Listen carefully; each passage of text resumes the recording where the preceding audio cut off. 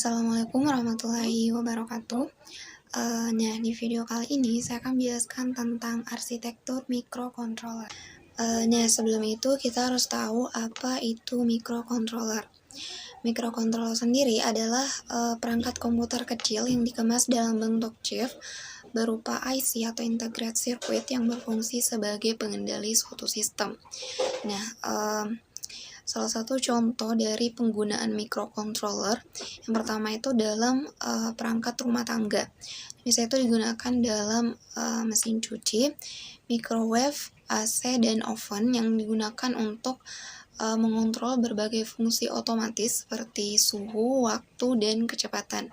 Kemudian contoh penggunaannya yang kedua itu pada bidang otomotif, misalnya digunakan dalam sistem elektronik mobil seperti sistem pengontrol mesin. Kemudian contohnya itu seperti di industri, digunakan untuk mengontrol mesin otomatis di pabrik seperti sistem konveyor, pemantauan sensor, dan lainnya. Nah, dalam microcontroller itu dikenal adanya berbagai komponen, salah satunya itu ada CPU atau Central Processing Unit. CPU atau Central Processing Unit adalah unit pemrosesan pusat pada sebuah komputer yang berfungsi sebagai otak dari sistem komputer. Jadi CPU ini dia tuh bertanggung jawab untuk menjalankan perintah-perintah yang diberikan oleh perangkat lunak atau software. Nah, CPU ini memiliki beberapa komponen. Yang pertama itu ada ALU atau Arithmetic Logic Unit, di mana ALU adalah bagian dari CPU yang bertanggung jawab untuk melakukan operasi aritmetika seperti penjumlahan, pengurangan, perkalian, dan pembagian. Dan juga termasuk operasi logika seperti perbandingan, AND, OR, dan NOT. Jadi ALU ini dia tuh memproses data sesuai dengan instruksi yang diberikan oleh program. Kemudian komponen CPU yang kedua itu ada register. Nah, register adalah komponen memori yang berkecepatan tinggi yang terdapat dalam sebuah CPU dalam Central Processing Unit, yang mana dia tuh fungsinya untuk menyimpan data dan instruksi sementara yang sedang diproses oleh CPU. Jadi register ini dia tuh ukurannya biasanya sangat kecil dan hanya beberapa bit hingga puluhan bit, tetapi aksesnya itu sangat cepat. Selanjutnya komponen yang ketiga itu ada control unit. Dalam CPU, control unit ini adalah salah satu komponen utama dalam CPU yang bertanggung jawab untuk mengatur dan mengendalikan semua operasi di dalam sistem komputer. Jadi control unit ini dia tuh juga berfungsi untuk mengeksekusi instruksi yang diambil dari memori dan mengirimkan sinyal ke komponen lain agar instruksi tersebut dapat diproses. Selanjutnya komponen yang keempat itu ada bus. Nah, bus ini adalah jalur komunikasi dalam sistem komputer yang digunakan untuk mentransfer data, sinyal, dan instruksi dalam berbagai komponen seperti CPU, memori, dan perangkat input atau output. Nah, CPU ini memiliki 3 jenis dalam arsitektur komputer. Yang pertama itu ada data bus. Nah, di sini data bus dia tuh bertugas mengangkut data antara CPU dan komponen lain seperti memori atau perangkat input output. Selanjutnya jenis yang kedua itu ada address bus. Nah, dia itu digunakan untuk mengirimkan alamat memori di mana data tersebut akan diambil atau disimpan. Selanjutnya jenis bus yang ketiga itu ada control bus. Nah, control bus dia tuh berfungsi mengangkut sinyal kontrol yang menentukan tindakan yang harus dilakukan oleh komponen komputer, seperti apakah data tersebut harus dibaca dari memori atau ditulis ke memori. Nah, selanjutnya komponen CPU yang kelima itu ada instruction decoder. Nah, instruction decoder adalah bagian dari control unit, di mana dalam CPU ini dia itu berfungsi untuk menerjemahkan atau mendekode instruksi yang diambil dari memori agar dapat dipahami dan dieksekusi oleh komponen CPU lainnya seperti ALU atau Arithmetic Logic Unit atau register. Nah, selanjutnya komponen yang keenam itu ada clock. Nah, clock dalam konteks CPU ini dia itu termasuk komponen elektronik yang menghasilkan sinyal secara berulang untuk menyinkronkan semua operasi yang dilakukan oleh CPU. Jadi clock ini dia tuh mengatur kecepatan di mana instruksi ini tuh diproses oleh CPU dengan memberikan pulsa atau sinyal listrik yang digunakan untuk mengontrol aliran data dan operasi internal. Nah, selanjutnya komponen yang ketujuh itu ada program counter. Nah, program counter ini adalah sebuah register dalam CPU yang berfungsi untuk menyimpan alamat instruksi berikutnya yang akan dieksekusi. Nah, selanjutnya komponen ke-8 itu ada stack pointer. Nah, stack pointer ini adalah sebuah register di dalam CPU yang digunakan untuk melacak alamat dari jadi dalam stack pointer ini merupakan sebuah register di dalam CPU yang digunakan untuk melacak alamat dari elemen terakhir yang dimasukkan ke dalam stack, yaitu struktur data yang digunakan untuk menyimpan data sementara selama eksekusi program. Nah, kemudian komponen CPU yang terakhir itu ada interrupt controller. Nah, interrupt controller adalah sebuah komponen dalam sistem komputer yang fungsinya itu untuk mengelola dan menangani instruksi dari berbagai perangkat keras atau perangkat lunak yang membutuhkan perhatian CPU. Nah, selanjutnya saya akan menjelaskan tentang memori. Nah, memori dalam konteks komputer adalah komponen yang digunakan untuk menyimpan data dan instruksi yang dibutuhkan oleh CPU untuk menjalankan program. Jadi di sini memori dia memungkinkan komputer untuk menyimpan informasi sementara atau secara permanen agar dapat diakses dan diproses sesuai dengan kebutuhan. Nah, memori ada beberapa jenis memori. Yang pertama itu ada memori program. Nah, memori program termasuk jenis memori yang digunakan untuk menyimpan instruksi atau program yang akan dieksekusi oleh CPU. Nah, memori program sendiri terbagi menjadi 3 jenis. Jadi ada dua jenis memori program. Yang pertama itu ada ROM, read only memory. Jadi ROM ini dia tuh fungsinya untuk menyimpan program atau instruksi yang sifatnya itu permanen dan tidak dapat diubah oleh pengguna. Nah, contoh penggunanya itu misalnya pada program booting atau BIOS, Basic Input Output System, yang biasanya itu disimpan dalam ROM. Nah, selanjutnya jenis memori program yang kedua itu ada flash memory. Nah, flash memory ini dia tuh bentuknya non volatil, mana dia tuh sangat populer untuk menyimpan program dan data dalam perangkat contohnya seperti ponsel, kamera, dan komputer. Nah, salah satu contoh penggunaannya itu pada SSD, Solid State Drive, ada USB Flash Drive, dan pada kartu memori.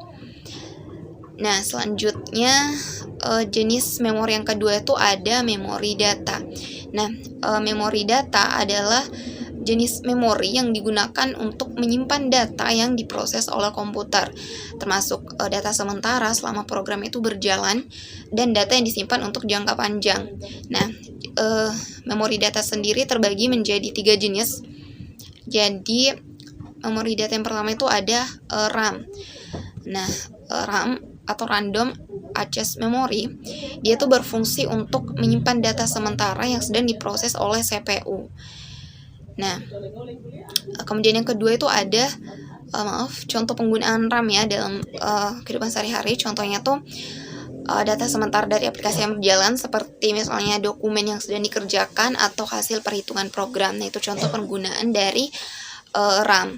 Selanjutnya jenis yang kedua pada memori data itu ada SRAM atau Static Random Access Memory.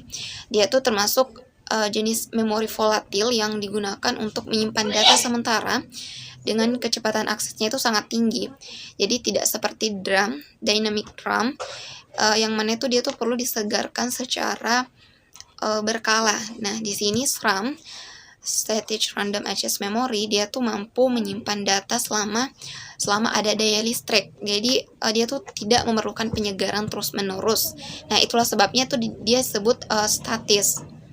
Nah, kemudian jenis yang ketiga itu ada EPROM atau Electrically Erasable Programmable Read-Only Memory. Nah, EPROM ini dia termasuk jenis memori yang non-volatil, yang dapat diprogram dan dihapus secara elektrik. Nah, contoh penggunaannya itu biasanya digunakan dalam perangkat keras untuk menyimpan pengaturan konfigurasi atau data kalibrasi. Nah, jenis memori yang ketiga itu ada register file. Nah, register file adalah kumpulan atau array dari register yang terorganisasi dalam prosesor atau unit pemrosesan. Jadi register file ini dia tuh berfungsi sebagai memori yang berkecepatan tinggi yang digunakan oleh CPU untuk menyimpan data sementara selama eksekusi instruksi. Jadi setiap register dalam register file itu dapat diakses secara langsung oleh unit pemrosesan untuk melakukan operasi aritmetika, logika atau kontrol yang serta menyimpan hasil sementara operasi tersebut. Kemudian jenis memori yang keempat itu ada memory heap dan stack. Nah, memory heap dan stack ini termasuk dua bagian utama dari memori yang digunakan oleh program selama eksekusi untuk menyimpan data. Nah, memory heap ini dia tuh memiliki cara pengolahan yang lebih fleksibel dibandingkan dengan yang stack, di mana jumlahnya itu lebih lambat karena tidak memiliki struktur tetap seperti stack. Nah, itu tadi yang memory heap. Adapun untuk yang memory stack, jadi dia termasuk bagian dari memori yang digunakan untuk menyimpan data yang dialokasikan secara otomatis selama eksekusi program. Nah, khususnya itu untuk penyimpanan variabel lokal dan pemanggilan fungsi. Nah, selanjutnya itu jenis memori yang kelima itu ada memori khusus. Nah, memori khusus itu ada SFRS atau Special Function Registers. Adalah jenis register khusus dalam mikroprosesor atau microcontroller yang digunakan untuk mengontrol fungsi perangkat keras tersebut. Jadi SFRS ini atau memori khusus ini dia tuh memainkan peran yang sangat penting dalam mengatur dan mengontrol berbagai perangkat input-output dan subsistem di dalam microcontroller seperti timer, port input-output, modul komunikasi serial, dan lainnya. Nah, selanjutnya tuh ada address bus dan data bus. Nah, data bus sendiri adalah jalur komunikasi satu arah yang digunakan untuk mengirimkan alamat memori. Nah, sedangkan database sendiri, database ini termasuk jalur komunikasi dua arah. Jadi address bus dia itu termasuk komunikasi satu arah. Nah, database ini dia termasuk jalur komunikasi dua arah yang digunakan untuk mentransfer data antara CPU, memori, dan perangkat input-output. Ketiga itu ada bus system. Nah, bus system ini adalah jalur komunikasi yang menghubungkan berbagai komponen utama dalam komputer seperti CPU, memori, dan perangkat input-output. Nah, bus system sendiri terbagi menjadi 3 jenis. Ada data bus, address bus, dan control bus. Nah, masing-masing itu memiliki fungsi yang berbeda. Database sendiri dia itu digunakan untuk mentransfer data antara CPU, memori, dan perangkat input-output. Sedangkan untuk address bus itu digunakan untuk mentransfer alamat memori dari CPU ke memori atau perangkat input-output. Selanjutnya untuk control bus itu digunakan untuk mengirim sinyal kontrol antara CPU dan komponen lain dalam sistem. Nah, selanjutnya itu ada peripheral. Nah, peripheral ini termasuk perangkat keras eksternal yang terhubung ke komputer untuk memperluas fungsionalitasnya. Nah, dia itu berfungsi sebagai alat pendukung untuk melakukan tugas-tugas tertentu seperti input, output, atau penyimpanan data. Nah, jenis peripheral sendiri terbagi menjadi ada 6 jenis. Yang pertama itu ada timer atau counters, kemudian ada analog to digital converter.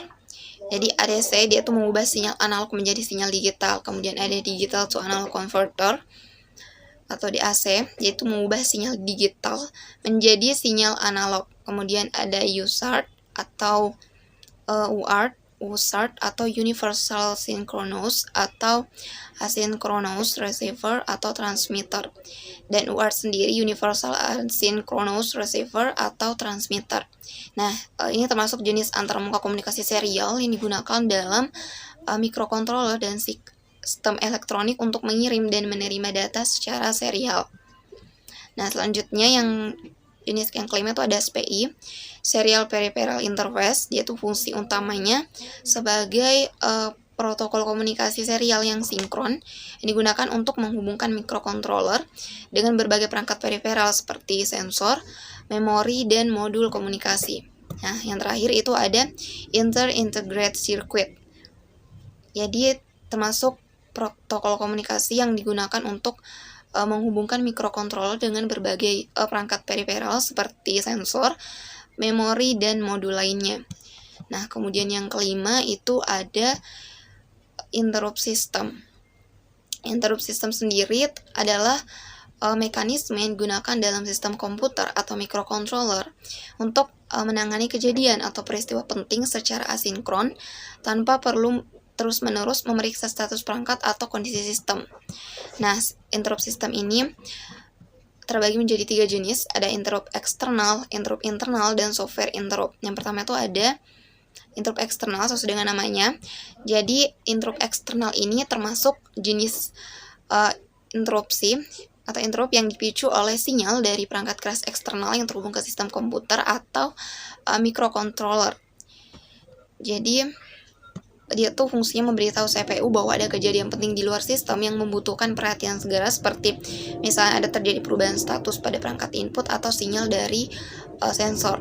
Nah, kemudian untuk interrupt internal sendiri, yaitu berfungsi untuk menangani kondisi atau kejadian internal yang berasal dari dalam yang membutuhkan perhatian dari CPU seperti kesalahan atau error, timer yang habis, atau kondisi tertentu selama eksekusi program. Nah, selanjutnya jenis yang ketiga, software interrupt.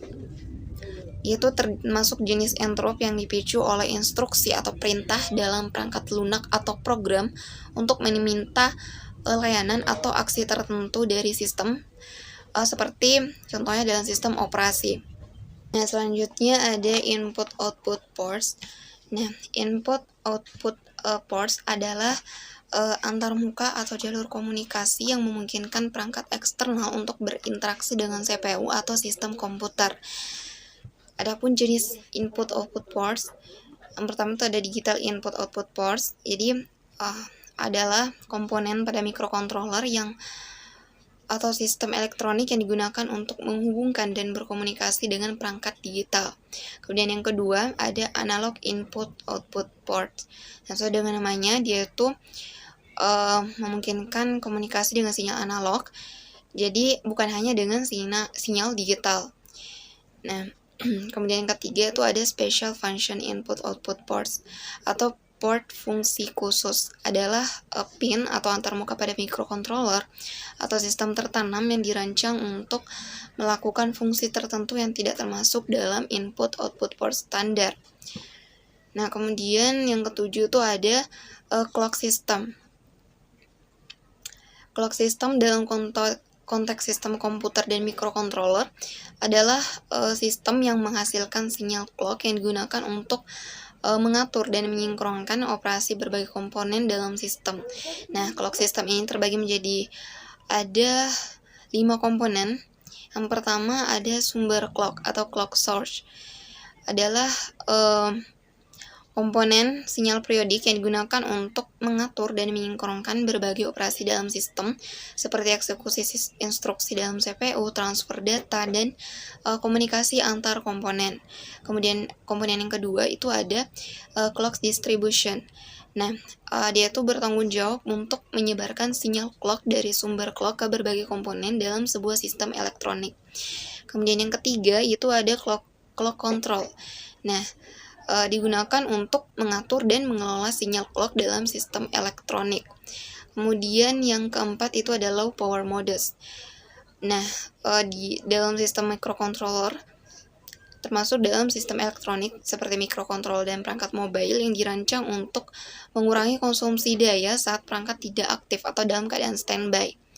Kemudian yang kelima itu ada clock calibration, termasuk proses yang digunakan untuk memastikan bahwa sinyal clock dalam sistem elektronik itu akurat dan sesuai dengan frekuensi yang diinginkan. Kemudian yang kedelapan itu ada power management. Nah, power management adalah proses dan teknik yang digunakan untuk mengontrol dan mengelola konsumsi daya dalam sistem elektronik seperti komputer, perangkat mobile, dan mikrokontroler. Jadi tujuannya itu adalah untuk meningkatkan efisiensi energi, memperpanjang masa pakai baterai, dan mengurangi konsumsi daya secara keseluruhan. Nah, power management ini dia terbagi menjadi 5 komponen. Yang pertama itu ada power mass atau mode daya. Itu fungsinya untuk menghemat energi atau mengurangi konsumsi daya ketika tidak diperlukan, dan memperpanjang masa pakai baterai pada perangkat portable. Selanjutnya komponen yang kedua itu ada voltage scaling. Nah, dia tuh berfungsi untuk mengatur tegangan suplai komponen yang pada gilirannya untuk mengurangi konsumsi daya dan panas. Selanjutnya yang ketiga, komponen yang ketiga itu ada clock gating. Nah, dia tuh berfungsi untuk menghemat daya dengan menghentikan sinyal clock ke bagian-bagian dari sirkuit yang tidak aktif. Kemudian yang keempat itu ada power domains. Nah, dia tuh fungsinya untuk mengurangi konsumsi daya, memungkinkan berbagai low power modes, memberikan isolasi antara komponen, meningkatkan efisiensi energi, dan memperpanjang umur komponen. Kemudian komponen yang kelima itu ada power on reset atau POR dan brownout detection. Nah, adapun untuk power on reset, dia tuh fungsinya untuk menginisialisasi dan mereset sistem secara otomatis saat perangkat pertama kali dihidupkan, serta memastikan perangkat dimulai dalam kondisi yang benar dan stabil. Kemudian untuk yang brownout detection, itu fungsinya untuk mendeteksi penurunan tegangan supply di bawah level aman. Jadi dia itu melindungi sistem dari operasi yang tidak stabil dan mencegah kerusakan data dengan memicu reset atau mode hemat daya. Kemudian yang kesembilan, yang terakhir, itu ada one chip debugging and programming interface. Yang untuk one chip debugging, dia tuh fungsinya memungkinkan pengembangan untuk memantau, menganalisis, dan mengontrol eksekusi program dalam chip secara real time, termasuk membaca register, memori, dan status perangkat. Adapun yang dimaksud dengan programming interface, dia tuh fungsinya memungkinkan pemrograman firmware atau aplikasi ke dalam memori perangkat langsung melalui antarmuka fisik yang terhubung ke chip. Nah, one chip debugging dan programming interface ini terbagi menjadi ada 6 komponen. Itu ada end system programming atau ESP, yang fungsinya itu memungkinkan pemrograman atau pembaruan firmware perangkat secara langsung dalam sistem tanpa harus mengeluarkan chip dari papan sirkuit. Kemudian yang kedua, komponen yang kedua itu ada Joint Test Action Group. Nah, dia tuh fungsinya sebagai standar antarmuka untuk debugging dan testing perangkat elektronik. Kemudian yang ketiga itu ada Serial Wire Debug. Nah, yaitu fungsinya menyediakan akses untuk debugging dan pemrograman ini dengan hanya 2 pin, serta mengurangi kebutuhan pin dan memudahkan integrasi. Kemudian komponen yang keempat itu ada one chip debugging atau OCD. Nah, dia tuh fungsinya dia memungkinkan pemantauan dan pengendalian proses internal chip yaitu secara real time. Kemudian komponen yang kelima itu ada bootloader. Nah, dia ini bertugas membuat firmware atau sistem operasi utama dari media penyimpan eksternal atau internal. Kemudian yang keenam, komponen yang terakhir itu ada debugging features. Nah, dia itu berfungsi menyediakan, jadi dia ini disediakan oleh shift atau perangkat keras untuk memudahkan proses debugging seperti breakpoint, single stepping, memantau register dan memori. Dan fitur ini, debugging feature ini, dia tuh memungkinkan pengembangan untuk menganalisis dan memperbaiki kode dengan lebih efektif.